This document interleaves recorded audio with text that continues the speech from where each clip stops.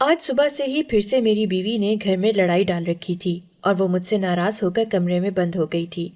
میں بھی اپنا سر تھام کر بیٹھا ہوا تھا۔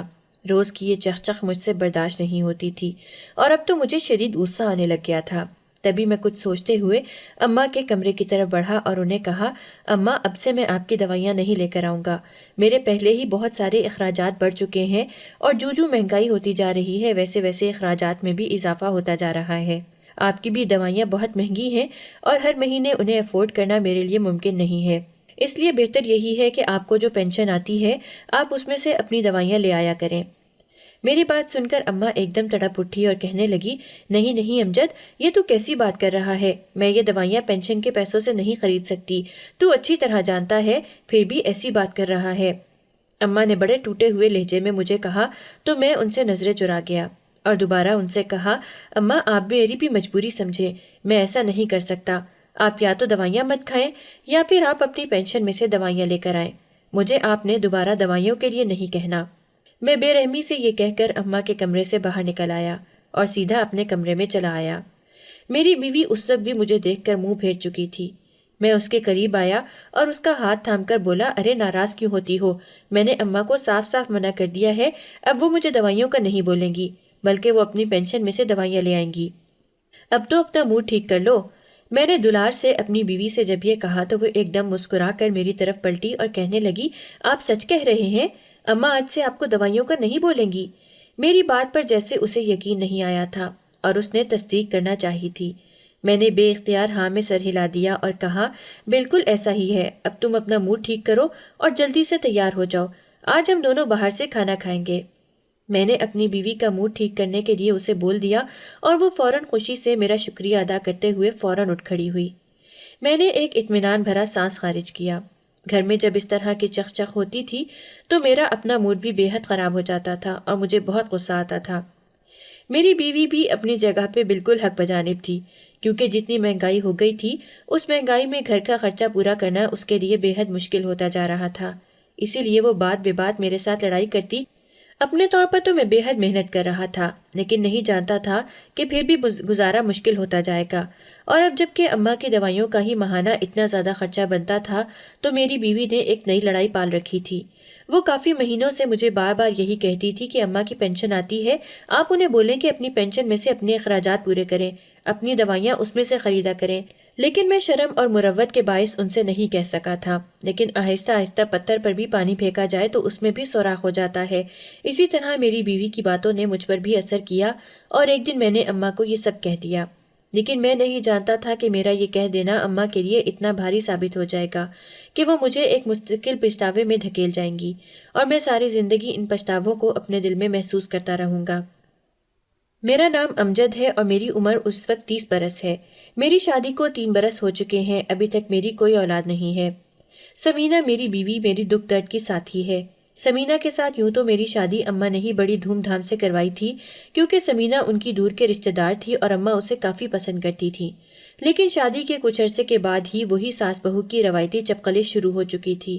اماں کو سمینہ کی کچھ باتوں پر اعتراض ہوتا اور سمینہ کو اماں کی باتوں پر اعتراض ہوتا۔ ایسے میں خاموش تماشائی بنا ہوا دونوں فریقین کی باتیں سنتا رہتا۔ میری ایک ہی بہن تھی جو اسی شہر میں بیاہی ہوئی تھی۔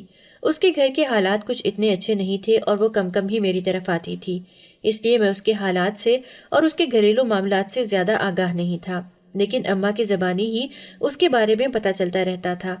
اماں اکثر اس کے بارے میں متفکر ہوتی تھی اور کہتی، نہ جانے میری بچی نے کیسا نصیب پایا ہے کہ ایک بھی دن سکھ کا نہیں ملا۔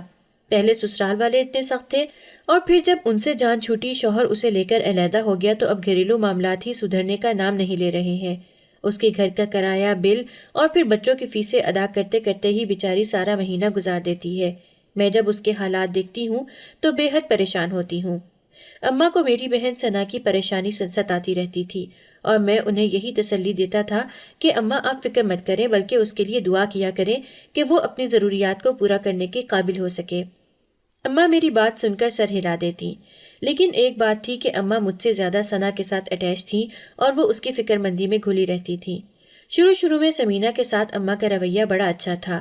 اماں اس کی کافی آؤ بھگت کرتی رہتی تھیں، اور جب شادی کے بعد پہلی بار سمینہ کا ہاتھ میٹھے میں ڈلوایا تو اماں نے کچن کی ساری ذمہ داری اسی کے سپرد کر دی۔ سمینہ نے بھی بخوشی اس ذمہ داری کو قبول کر لیا، لیکن پھر آہستہ آہستہ وہ جیسے اس ذمہ داری سے گھبرا گئی اور کہنے لگی، امجد مجھ سے گھر کا سارا کام نہیں ہوتا، آپ یوں کریں کسی کام والی کا بندوبست کر دیں، ورنہ اماں سے بولیں کہ وہ میری مدد کروا دیا کریں۔ میں خاموش سا ہو گیا، کیونکہ نہ تو ابھی کام والی کو تنخواہ دینا افورڈ کر سکتا تھا اور نہ ہی میں اماں سے ہی یہ بات کہہ سکتا تھا، کیونکہ اماں عمر کے جس حصے میں تھیں ان کو پہلے ہی شوگر اور بلڈ پریشر کی تکلیف تھی، اور پھر اکثر ان کے گھٹنوں میں بھی درد رہتا تھا، تو میں ایسے میں اماں سے کیسے کہہ سکتا تھا کہ وہ گھر کے کاموں میں میری بیوی کا ہاتھ بٹایا کریں۔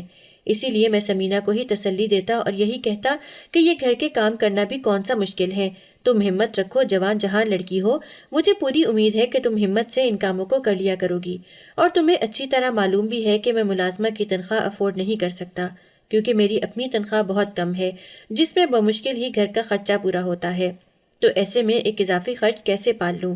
میں نے دو ٹوک انداز میں سمینہ سے کہا تو وہ میری طرف شاکی نظروں سے دیکھتے ہوئے کہنے لگی، تو پھر آپ ایسا کریں نا کہ اماں سے بولیں کہ وہ کام والی کی تنخواہ دے دیا کریں، کیونکہ 2-3 ہزار سے انہیں کیا فرق پڑ جائے گا، ہزاروں روپے تو پینشن کی مد میں ان کے لیے آتے ہیں، تو پھر اگر وہ تھوڑے سے پیسے ہماری سہولت کے لیے خرچ کر دیں گی تو برائی کیا ہے؟ سمینہ نے پہلی بار جب یہ بات کہی تو میں ایک دم چونک گیا۔ آج تک سچ بات تو یہ تھی کہ میں نے اماں سے کبھی پینشن کے بارے میں سوال ہی نہیں کیا تھا، میں نے کبھی ان سے پوچھا ہی نہیں کہ ان کی پینشن کے پیسے آخر کہاں جاتے ہیں اور وہ کس پر لٹاتی ہیں، لیکن اب سمینہ کی بات نے مجھے چونکا دیا تھا۔ لیکن پھر بھی میں نے اماں سے ایسی کوئی بات نہیں کی، کیونکہ میں انہیں دکھ نہیں دینا چاہتا تھا۔ وہ پینشن اماں کی محنت تھی، آخر اماں نے اتنے برس ایک اسکول میں پڑھایا تھا، اور پھر جب ریٹائرمنٹ ملی تھی تو اس کے بعد یہ پینشن ان کا حق تھی، اور میں ان سے ان کا یہ حق نہیں چھیننا چاہتا تھا۔ لیکن میں نہیں جانتا تھا کہ سمینہ اس بات کو انا کا مسئلہ بنا لے گی۔ اس نے اس دن کے بعد سے مجھ سے بات نہیں کی اور باقاعدہ ناراض ہو گئی تھی، جبکہ میں اسے کئی بار منا چکا تھا اور یہ بات سمجھا چکا تھا کہ وہ پینشن اماں کا حق ہے۔ پہلے ہی انہوں نے ساری زندگی محنت کر کے ہم دونوں بہن بھائیوں کو پالا ہے، جوان عمری میں بیوگی کا دکھ سہا ہے، وہ چاہتی تو دوسری شادی کر کے آسانی سے اپنا گھر بسا سکتی تھی، لیکن انہوں نے میرے اور میری بہن کے بارے میں سوچا، اب میں کیسے اتنا خود غرض ہو جاؤں کہ ان کی پینشن کے اوپر بھی نظر رکھوں۔ میں نے سمینہ کو بڑے رسان اور نرمی سے سمجھایا، لیکن وہ کہنے لگی، میں نے آپ سے کب کہا ہے کہ آپ ان سے ساری پینشن مانگ لیں؟ میں نے تو صرف یہی کہا ہے کہ اگر وہ 2-4 ہزار روپیہ کسی کام والی کو دے بھی دیں گی تو مجھے ہی سہولت ہوگی، اس گھر کا ہی فائدہ ہے۔ وہ کام والی اس گھر میں آئے گی تو اماں کے بھی 100 کام کر دیا کرے گی۔ میں تو صرف اس گھر کی بھلائی کے لیے ہی سوچ رہی ہوں، لیکن آپ مجھے غلط سمجھ رہے ہیں۔ سمینہ نے روتے ہوئے ایک دم اپنی آنکھوں میں آنسو بھر لیے، اور میں بے بسی سے اسے دیکھ کر رہ گیا۔ تبھی سمینہ کی خواہش اور ضد کو دیکھتے ہوئے مجبوراً مجھے کام والی رکھوانا پڑی اور 2,000 اس کا اضافی دینا پڑا۔ یہ 2,000 میری جیب پر بہت بھاری پڑ رہا تھا، لیکن میں کیا کرتا؟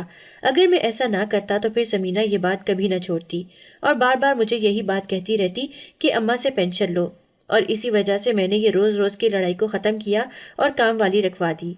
میں نے سکھ کا سانس لیا تھا، مجھے پوری امید تھی کہ اب سمینہ کی کوئی نئی ڈیمانڈ سامنے نہیں آئے گی۔ لیکن ابھی 2-4 مہینے اور گزرے تھے جب اماں کی طبیعت بہت زیادہ خراب رہنے لگی تھی۔ میں نے ایک اسپیشلسٹ کو چیک کروایا تو اس نے اماں کے مختلف ٹیسٹ لکھ دیے، ان ٹیسٹوں پہ ہی ہزاروں روپیہ خرچہ ہو گیا، اور پھر اس کے بعد اس نے اماں کی ساری دوائیاں تبدیل کر دیں، اور اب جو دوائیاں اس نے لکھ کر دی تھیں وہ دوائیاں بے حد مہنگی تھیں اور جو میری جیب پر بے حد بھاری پڑتی تھی۔ لیکن میں کیا کرتا؟ اپنی ماں کو دوائی نہ لا کر دیتا تو خود سے کبھی نظر ملانے کے قابل نہ رہتا۔ میں جب پہلی بار دوائیاں لے کر آیا تو سمینہ نے بل دیکھ کر بے ساختہ حیرت کا اظہار کیا اور کہنے لگی، ارے یہ دوائیاں تو بہت مہنگی ہیں، اتنی مہنگی دوائیاں کون دیتا ہے؟ آپ نے ڈاکٹر سے بات کرنی تھی اور اسے کہنا تھا کہ ہم اتنی مہنگی دوائیاں افورڈ نہیں کر سکتے۔ سمینہ کی بات بھی اپنی جگہ درست تھی، اسی لیے میں نے اسے کہا، ارے اس طرف تو میرا دھیان ہی نہیں گیا، میں اب جب ڈاکٹر کی طرف جاؤں گا تو اس سے ضرور بات کروں گا، وہ شاید اس کے متبادل کوئی دوسری ادویات لکھ دے جو سستی ہوں۔ سمینہ کا مشورہ میرے دل کو لگا تھا، اور اسی لیے میں جب اماں کو 15 دن کے بعد دوبارہ چیک اپ کروانے کے لیے لے کر گیا تو میں نے اکیلے میں ڈاکٹر سے بات کی اور اسے کہا، ڈاکٹر صاحب، آپ نے جو دوائیاں لکھ کر دی ہیں وہ بہت مہنگی ہیں، اور مجھ جیسا سفید پوش انسان ان دوائیوں کو خریدنے کی سکت نہیں رکھتا ہے، اس لیے میں چاہتا ہوں کہ آپ ان دوائیوں کے متبادل کوئی سستی دوائیاں مجھے دے دیں۔ میں نے ڈاکٹر سے جب یہ بات کہی تو وہ سر ہلا کر نسخہ دیکھنے لگا اور اس نے 1-2 دوائیاں تبدیل کر کے کہا، اس کے علاوہ میں دوائی تبدیل نہیں کر سکتا، ورنہ آپ کی ماں جی کو جلدی آرام نہیں آئے گا۔ کچھ عرصہ یہ دوائیاں انہیں دینی ہی ہوں گی، اور کچھ عرصے کے استعمال کے بعد ہم دوائی آہستہ آہستہ کم کرتے جائیں گے اور تبدیل کرتے جائیں گے۔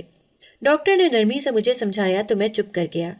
اس مہینے بھی ان دوائیوں کی قیمت میں کوئی خاص فرق نہیں پڑا تھا، لیکن مجبوراً مجھے دوائیاں خریدنی ہی پڑی تھیں۔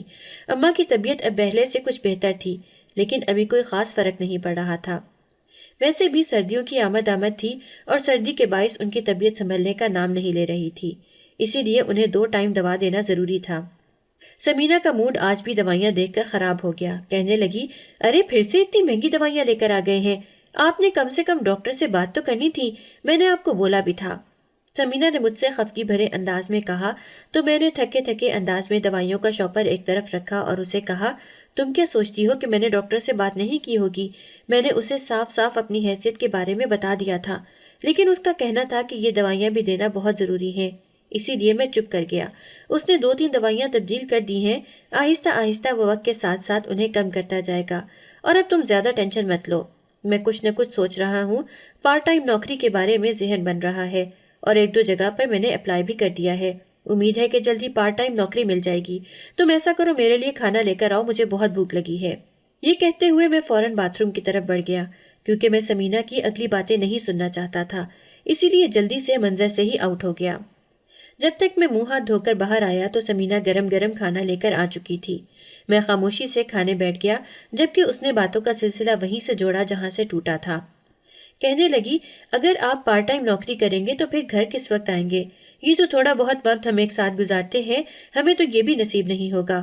ابھی آپ ایسا کچھ مت کریں، اور پھر اتنی محنت کرنے سے آپ کی طبیعت اور صحت پر بھی اثر پڑے گا۔ سمینہ اپنی ازلی فکر مندی اور پریشانی سے کہہ رہی تھی۔ میں نے محبت سے اس کے چہرے کی طرف دیکھا اور کہا، سمینہ تم فکر مت کرو، میں جو بھی کروں گا سوچ سمجھ کر کروں گا، لیکن ابھی کچھ سمجھ نہیں آ رہا، اسی لیے پارٹ ٹائم نوکری کے لیے اپلائی کر دیا ہے۔ ویسے میں اب اس بات کا مستقل کوئی حل سوچ رہا ہوں، مجھے اپنی نوکری کے ساتھ ساتھ کسی کاروبار کو بھی کرنا چاہیے تاکہ آنے والے وقت میں ہم کسی بڑی پریشانی سے بچ سکیں۔ میں نے کچھ سوچتے ہوئے سمینہ سے کہا تو اس نے بھی سر ہلا دیا۔ کچھ دن تو اسی طرح خاموشی سے گزر گئے تھے۔ اماں پہلے سے کافی بہتر ہو رہی تھیں، اب وہ کھانا پینا بھی اچھے انداز میں لے رہی تھیں، اور اس کے علاوہ اب خود سے اٹھ کر واک بھی کر لیتی تھیں۔ میں روز اماں کی خیر خبر معلوم کرتا اور ان کی دوائیوں کے بارے میں پوچھتا، اور اماں مجھے سب اچھا ہے کا اشارہ دے دیتی۔ انہی دنوں میری طبیعت بھی خراب ہو گئی۔ موسم نے مجھے اپنی لپیٹ میں لے لیا تھا اور شدید بخار نے مجھے دنوں تک بستر سے اٹھنے ہی نہیں دیا۔ میں 1 ہفتہ دفتر سے چھٹی کرتا رہا، اور پھر بہت مشکل سے جب میں 1 ہفتے کے بعد دفتر گیا تو باس نے مجھے فوراً بلا لیا اور سختی سے ڈانٹا۔ باس کا کہنا تھا کہ تمہیں تنخواہ کام کرنے کی دی جاتی ہے، نہ کہ آرام کرنے کے لیے۔ اگر بخار تھا بھی تو 1-2 دن آرام کر کے دفتر کام کے لیے آ جاتے۔ اب 8 دنوں کے بعد آئے اور کتنا کام پینڈنگ پڑا ہے۔ تمہاری وجہ سے ہمیں کتنا نقصان ہو رہا ہے، تمہاری یہ 8 دنوں کی تنخواہ ضرور کٹے گی۔ باس نے بڑے غصے بھرے انداز میں مجھ سے کہا تو میں پریشانی سے ان کو دیکھتا رہ گیا۔ 8 دن کی تنخواہ کٹ جانے کا مطلب یہ تھا کہ بہت ساری ضرورتوں سے نظر پھیر لینا، اور میں یہ مہینہ کیسے گزاروں گا؟ میں پریشانی سے سر تھامے بیٹھا تھا، کچھ سمجھ نہیں آ رہی تھی کہ کس طرح پورا مہینہ گزرے گا۔ 8 دنوں کی تنخواہ کٹ جائے گی تو جیب میں تو چند ہزار ہی آئیں گے۔ یہ پریشانی مجھے خاموشی سے نگل رہی تھی۔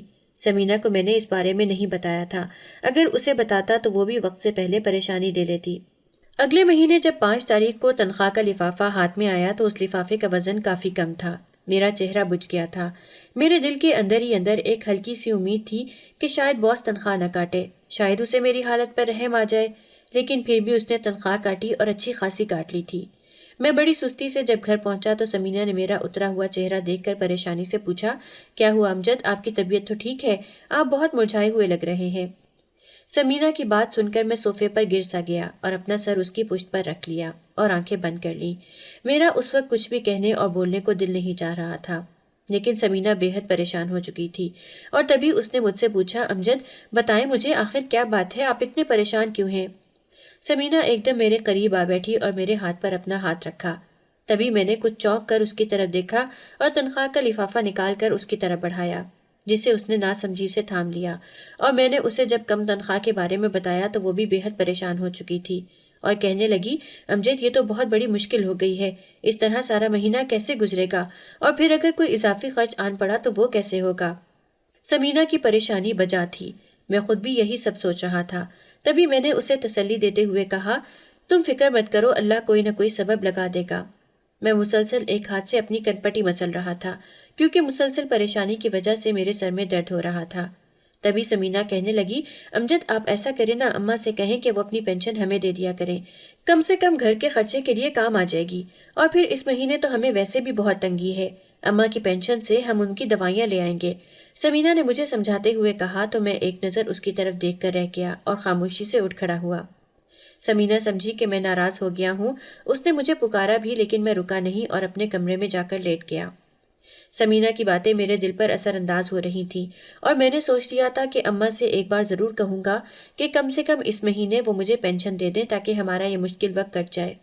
اور اگلے دن صبح صبح جب میں دفتر جانے کے لیے تیار ہو رہا تھا، جانے سے پہلے معمول کے مطابق جب میں اماں کے کمرے کی طرف آیا تو جھجکتے ہوئے اماں سے بات کی۔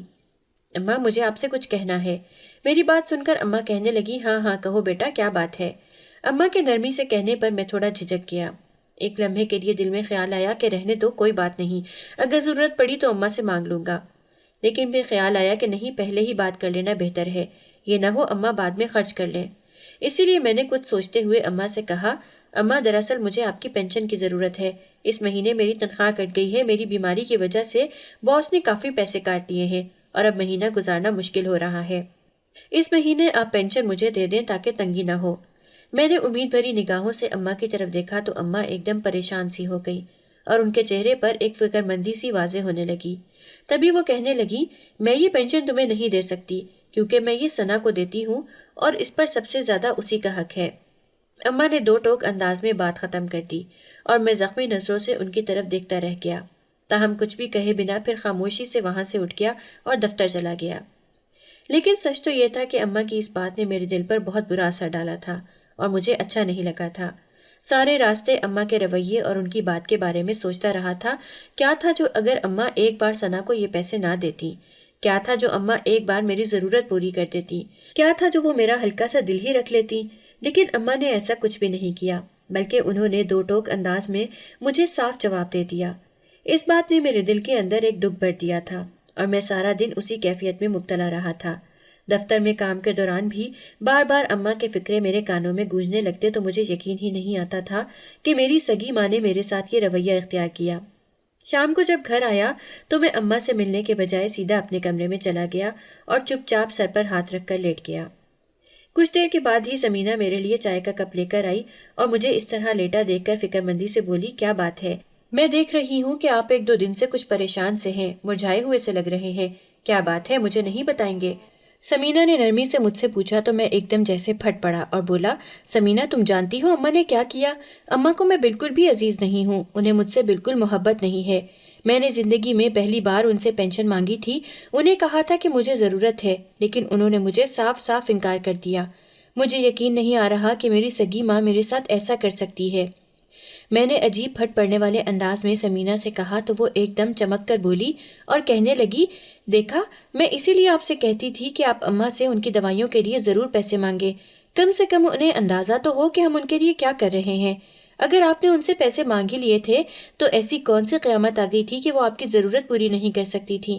لیکن اماں نے کبھی آپ کا سوچا ہی نہیں، انہوں نے کبھی ہمارے بارے میں خیال ہی نہیں کیا، تبھی انہوں نے وہی کیا ہے جو انہیں بہتر لگتا تھا۔ سمینہ کی باتوں نے میرے دل پر گہرا اثر ڈالا تھا اور میں یہ سب سوچنے پر مجبور ہو گیا تھا۔ تبھی وہ فیصلہ جو میں اتنے مہینوں سے نہیں کر پا رہا تھا ایک دم سے اچانک سے ہو گیا تھا اور اس مہینے میں اماں کی دوائیاں لے کر نہیں آیا تھا۔ اماں نے جب مجھ سے پوچھا، ارے امجد بیٹا، میری دوائیاں نہیں آئی ہیں، کل سے ختم ہیں، میں نے تمہیں کہا بھی تھا، تم دوائیاں کیوں نہیں لے کر آئے؟ اماں نے مجھ سے پوچھا تو میں سرد مہری سے بولا، اماں آپ کو بتایا بھی تھا کہ اس مہینے میرے حالات اچھے نہیں ہیں، باس نے میری تنخواہ کاٹ لی ہے اور مجھے جتنی تنخواہ ملی ہے بمشکل ہی اس میں گھر کا خرچہ پورا ہونا ہے، اسی لیے میں آپ کی دوائیاں نہیں لے کر آیا، اگر آپ کو زیادہ ضروری دوائیاں چاہیے تو آپ اپنی پینشن میں سے منگوا لیں۔ میں نے دو ٹوک انداز میں اماں سے کہا اور واپس گھر سے باہر نکل گیا۔ مجھے نہیں معلوم کہ اماں نے پیچھے اس بات کا کیا مطلب لیا، لیکن میں انہیں بتا چکا تھا کہ اب میں ان کی دوائیاں نہیں لے کر آؤں گا۔ اگلے دن بھی صبح دفتر جاتے ہوئے اماں نے مجھے آواز دے لی، حالانکہ میں اماں سے ملے بغیر ہی نکل رہا تھا کیونکہ آج مجھے بہت دیر ہو گئی تھی۔ اماں کی آواز پر بادل نخواستہ مجھے رکنا پڑا۔ وہ کہہ رہی تھی امجد بیٹا میری دوائیاں لے آنا، میری طبیعت ٹھیک نہیں ہے اور جب تک میں دوا نہیں کھاتی مجھے سکون نہیں ملتا۔ اماں نے التجائیہ انداز میں کہا تو میں نے صاف صاف انہیں منع کر دیا اور کہا اماں میں آپ کو پہلے ہی بتا چکا ہوں کہ اس مہینے میرے حالات اس چیز کی اجازت نہیں دیتے، اسی لیے آپ کو اگر دوا چاہیے تو اپنی پینشن سے منگوا لیں۔ میرا جواب سن کر اماں ایک دم رونے لگی اور کہنے لگی اب میری دوا تمہارے اوپر بھاری پڑ رہی ہے، آخر تم باقی خرچے بھی تو پورے کر رہے ہو، اگر میری دوا بھی لے آؤ گے تو کون سا قیامت آ جائے گی۔ اماں روتے ہوئے مجھ سے کہہ رہی تھی، لیکن میں بے حس بنا سنتا رہا اور چپ چاپ اپنے دفتر کے لیے نکل آیا۔ میں نے سوچ لیا تھا کہ اب جب تک اماں پینشن کے پیسے نہیں دیں گی میں بھی ان کی دوا نہیں لے کر آؤں گا۔ شاید اب یہ میری ضد بن چکا تھا اور اسی لیے میں نے اس دن کے بعد سے دوبارہ نہ تو دوائیوں کا نام لیا اور نہ ہی اماں سے پینشن کا کہا، کیونکہ میں اس بات کا منتظر تھا کہ اماں خود مجھے آ کر بولیں اور پیسے دیں تو تبھی میں انہیں دوا لا کر دوں گا۔ لیکن وہ بھی میری ماں تھی، انہوں نے دوبارہ مجھ سے دوائی کے بارے میں نہیں کہا۔ اس بات کو گزرے ہوئے 1 مہینہ ہونے والا تھا اور اب میری اگلی تنخواہ آنے والی تھی۔ میں نے سوچ لیا تھا کہ جب اماں کا 1 مہینہ بغیر دوائی کے گزر سکتا ہے تو اگلا مہینہ بھی گزر جائے گا، انہیں شاید دوائی کی اتنی ضرورت نہیں ہے، لیکن یہ میری خام خیالی تھی۔ ایک رات اسی طرح خاموشی سے اماں اس دنیا سے رخصت ہو گئیں اور تب مجھ پر پچھتاووں کا ایک نیا دور شروع ہو چکا تھا۔ میں سوچ بھی نہیں سکتا تھا کہ دوا نہ ملنے کی وجہ سے اماں اس دنیا سے ہی کوچ کر جائیں گی۔ اگر مجھے ذرا بھی اندازہ ہوتا تو میں کبھی ان کی دوا بند نہ کرتا۔ اب رہ رہ کر پچھتاوے میرے دل کے اندر سر اٹھا رہے تھے اور میں اپنا سر پیٹ رہا تھا، لیکن میں نے پھر بھی بے حسی اور ڈھٹائی کی انتہا کر دی۔ میں نے سارا الزام اپنی بہن پر ڈال دیا اور کہا کہ اگر تم نے اماں کے پیسے نہ لیتی تو شاید اماں آج ہمارے درمیان زندہ ہوتی۔ تم نہ جانے کس طرح جھوٹے فریب کے ساتھ اماں سے پیسے اینٹ کر لے جایا کرتی تھی اور اماں دوائی کے لیے محتاج ہوتی تھی۔ میری بہن میری یہ باتیں سن کر بے تحاشا بے یقینی کے ساتھ میرے چہرے کی طرف دیکھتے ہوئے روتے ہوئے وہاں سے چلی گئی تھی، اور میں نے سوچ لیا تھا کہ اب میں اسے اماں کی پینشن کھانے نہیں دوں گا بلکہ اس سے وہ پیسے نکلوا کر ہی رہوں گا۔ اماں کے سویم کے بعد میں اپنی بہن کے گھر چلا گیا کیونکہ وہ سویم پر نہیں آئی تھی۔ اماں کے جنازے کے بعد اس نے دوبارہ اس گھر میں قدم نہیں رکھا تھا۔ تبھی جب میں اس کے گھر پر گیا تو دروازہ اد کھلا تھا۔ میں حیرت سے اندر داخل ہوا تو اندر سے آتی ہوئی آوازیں سن کر دل پر ایک عجیب سا بوجھ آن پڑا تھا۔ میری بہن کو اس کا شوہر گالیاں دیتے ہوئے پکار رہا تھا اور وہ چپ چاپ اس کی گالیاں سن رہی تھی۔ میں جھجکتے ہوئے تھوڑا سا آگے بڑھا تو دیکھا کہ میری بہن کا شوہر میرا بہنوئی ایک ویل چیئر پر موجود ہے، جبکہ میری بہن اسے اپنے ہاتھوں سے کھانا کھلا رہی ہے اور وہ کھانا کھاتے ہوئے مسلسل مغلظات بک رہا ہے، لیکن میری بہن پھر بھی خاموشی سے اسے کھانا کھلائے جا رہی ہے۔ اس کے دونوں بچے سہمے ہوئے انداز میں چارپائی پر بیٹھے ہوئے تھے۔ میں یہ منظر دیکھ کر حیران رہ گیا تھا۔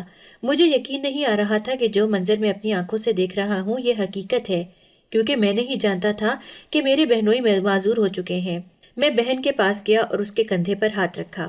اس وقت میرے دل کی حالت عجیب سی تھی۔ تبھی اس نے سر اٹھا کر میری طرف دیکھا تو چپ چاپ اپنی جگہ سے اٹھ گئی۔ میں اس کے پیچھے پیچھے چلا آیا اور کمرے میں بیٹھ کر اس سے پوچھا، آخر یہ سب کیسے ہوا؟ تم نے مجھے کبھی کیوں نہیں بتایا؟ میں نے آہستہ آواز میں جب اس سے پوچھا تو وہ کہنے لگی، میں آپ کو کیا بتاتی؟ آپ ہمیشہ بھابھی کی باتوں میں آ جاتے تھے اور پھر ہمیشہ اپنے رونے روتے تھے۔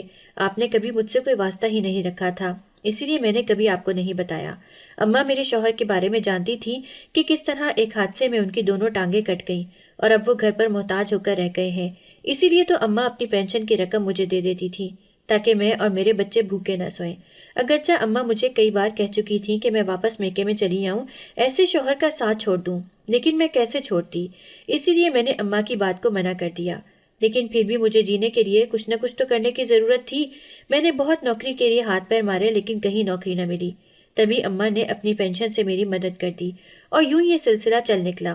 اماں کی پینشن آتی تو وہ خود بخود ہر مہینے مجھے بھجوا دیتی اور میں چپ چاپ وہ رکھ لیتی، کیونکہ اس کے علاوہ میرے پاس اور کوئی حل نہیں تھا۔ اماں خاموشی سے میری مدد کر رہی تھی اور میں خاموشی سے ان کی احسان مند ہوتی جا رہی تھی۔ اماں کے دیے ہوئے پیسوں سے ہی میرے گھر کا خرچ چل رہا تھا، ورنہ شاید میں اور میرے بچے بھوکے پیاسے فاقوں میں گھرے رہتے۔ ثنا نے افسردگی سے یہ سب کہتے ہوئے اپنی آنکھوں میں آئے ہوئے آنسوؤں کو صاف کیا تو میں بے اختیار شرمندگی کی اتاہ گہرائیوں میں گر گیا۔ تبھی میں نے شرمندہ ہوتے ہوئے ثنا سے کہا، میں تم سے بے حد شرمندہ ہوں میری بہن، میں نے کبھی تمہارے حالات جاننے کی کوشش ہی نہیں کی اور نہ ہی مجھے اس بات کی خبر تھی کہ تم کس کرب سے گزر رہی ہو۔ اماں نے بھی مجھے کبھی اس بارے میں نہیں بتایا۔ شاید میں بے انتہا خود غرض ہو گیا تھا اور اپنی دنیا میں مگن رہنے لگ گیا تھا۔ میں نے اپنے رشتوں کے تقاضوں اور ان کی ذمہ داریوں سے منہ موڑ لیا تھا، ورنہ یہ کوئی اتنا مشکل نہیں تھا۔ تم اسی شہر میں تھی اور میں آسانی سے تمہارے حالات سے آگاہ ہو سکتا تھا، لیکن میں نے کبھی کوشش ہی نہیں کی، اور اب مجھے بے حد شرمندگی محسوس ہو رہی ہے۔ میں نے اماں کا بھی دل دکھایا، آخری وقت میں انہیں بے حد تکلیف دی۔ اب مجھے احساس ہو رہا ہے کہ میں کتنا غلط اور خود غرض انسان تھا۔ تم مجھے معاف کر دو، میں نے تمہارے ساتھ بہت زیادتی کی۔ میں نے بے اختیار ثنا کے آگے ہاتھ جوڑتے ہوئے اسے کہا تو وہ میرے سینے سے آ لگی اور پھوٹ پھوٹ کر رونے لگی تھی۔ اب کچھ دیر رو چکنے کے بعد وہ جیسے ایک دم پرسکون سی ہو گئی تھی اور مسکراتے ہوئے مجھے دیکھ کر کہنے لگی، امجد بھائی آپ بیٹھے، میں آپ کے لیے چائے بنا کر لے کر آتی ہوں۔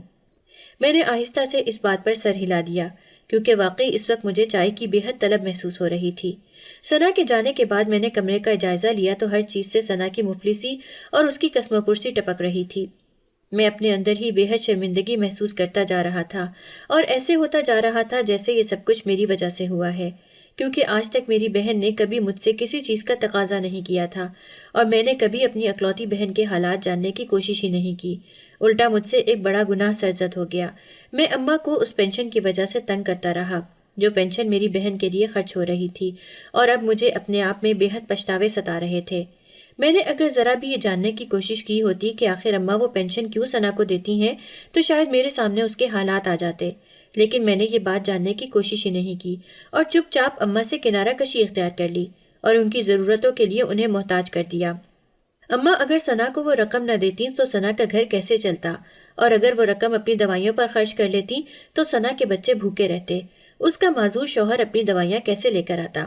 میں اماں کی عظمت کا قائل ہو گیا۔ کس طرح اماں نے میرے سامنے میری بہن کا پردہ رکھا۔